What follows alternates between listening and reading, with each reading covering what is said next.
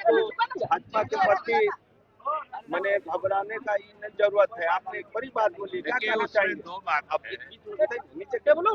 इसमें दो बात है कि एक तो ये चीज स्पष्ट है, आज किसी गांव के अकलियत समाज के लोग से आप पूछ सकते हैं कि आज से 20 साल पहले उनके समाज की हालत, चाहे इल्मी तौर पर मैंने शिक्षा के क्षेत्र में हो या आर्थिक विकास के लिए क्या योजनाएं चला गई थी कांग्रेस के जमाने में या राजद के जमाने में। लेकिन आज इतनी योजनाएं हैं कि जिस टोले में जाइएगा उस टोले के कुछ नौजवान और कुछ लोग उससे लाभ ले रहे हैं और पूरा समाज आगे बढ़ रहा। किसी समाज का भला तो उसके आर्थिक तरक्की से होता है, पहले उनका भावनात्मक शोषण होता था, आज उनको उनकी माली हालत सुधारने के रास्ते पे चलाया जा रहा है, इसलिए वो लोग भी बेदार हो रहे हैं। और हमारी सरकार ने जो किया है,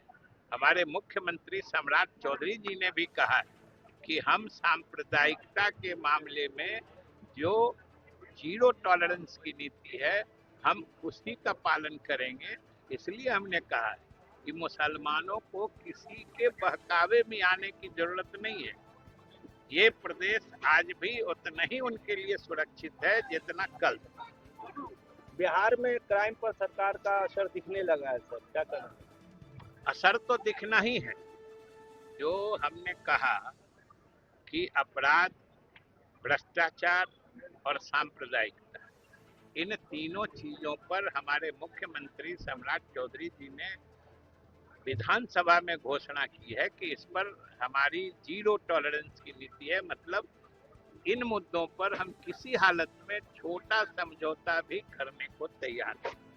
कल बंगाल का चुनाव का परिणाम आने वाला है। देखिए, परिणाम तो कल आ रहा है, आपको भी पता चल जाएगा। लेकिन अभी तक के जो रुझान या जो खबरें आ रही कि बंगाल के लोग वर्तमान शासन से उब चुके हैं, कहीं शासन में रहने वाले लोग इतनी हिंसा फैलाते हैं, ऐसा तो कहीं नहीं होता है। इस बिहार में 2005 से पहले वाली स्थिति का एक प्रदर्शन हो रहा है।